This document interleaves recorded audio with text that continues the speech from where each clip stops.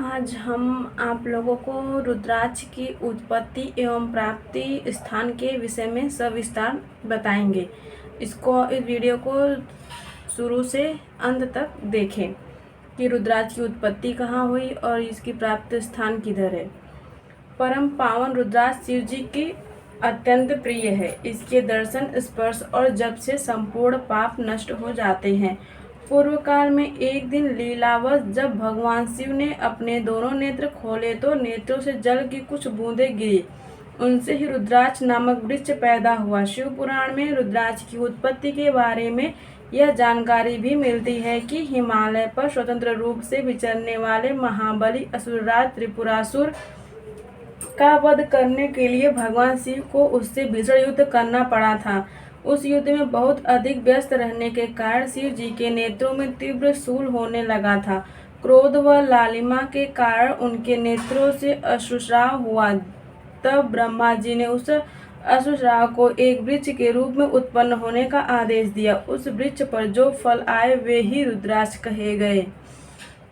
नारद जी बोले, हे अनग, जब रुद्राक्ष का इस प्रकार का प्रभाव है और महान पुरुषों से पूजित है तो इसका कारण क्या है, यह आप बताएं। नारद जी बोले, यही बात पहले भगवान गिरीश से खंडमुख ने पूछी थी। तो इस पर रुद्र जी ने कहा, वह सुनो। ईश्वर बोले, हे खंडमुख, तत्व पूर्वक सुनो, मैं संक्षेप में कहता हूँ। त्रिपुर नाम का एक दैत्य बड़ा ही दुर्जय हो गया था। उसने ब्रह्मा, विष्णु आदि सभी देवताओं को तिरस्कृत कर दिया था। यह बात सबने आकर मुझसे कही।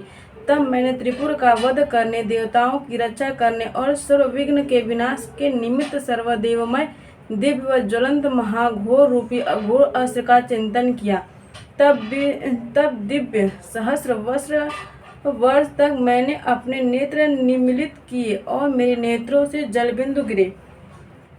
उन नेत्रों से गिरे हुए अश्रु बिंदुओं से महारुद्राक्ष के वृक्ष उत्पन्न हुए। हे महासेन, मेरी आज्ञा और सबके हित की कामना से वे रुद्राक्ष पैदा हुए। उसी समय से रुद्राक्ष शिव जी की कृपा से सभी शिव भक्तों को प्राप्त होने लगे था। धीरे धीरे प्रत्येक देश में रुद्राक्ष के वृक्ष की उत्पत्ति होने लगी।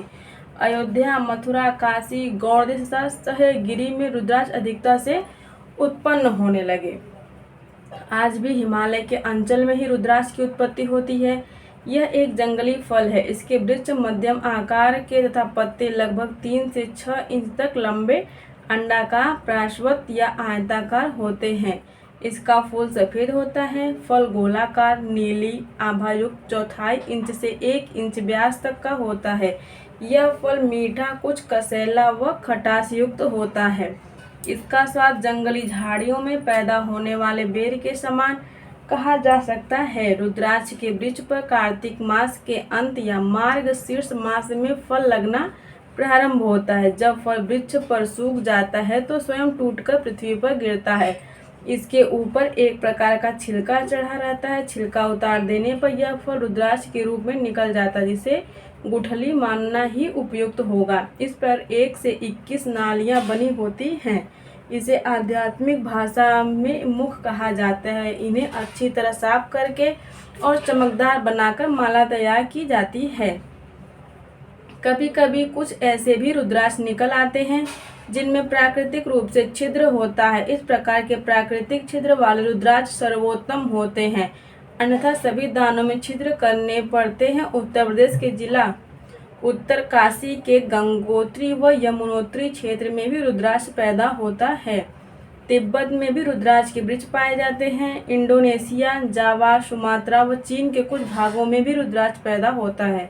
सबसे बड़े आकार का रुद्राक्ष जावा से आयात किया जाता है। वैसे सबसे अधिक रुद्राक्ष का उत्पादक नेपाल का जिला भोजपुर है। नेपाल राज्य के नियमानुसार जितने भी एकमुखी रुद्राक्ष उत्पन्न होते हैं वे सभी शाही खजाने में जमा कर लिए जाते हैं। बाजार में उनके बिकने पर कड़ा प्रतिबंध है।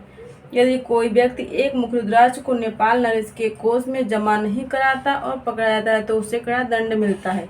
इस प्रकार एक मुखी रुद्राक्ष पर नेपाल नरेश का पूर्ण आधिपत्य है।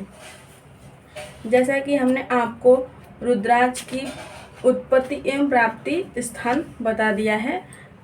आपको हमारा वीडियो अच्छा लगे, पसंद आए तो हमारे चैनल को लाइक और सब्सक्राइब करना ना भूलें। धन्यवाद।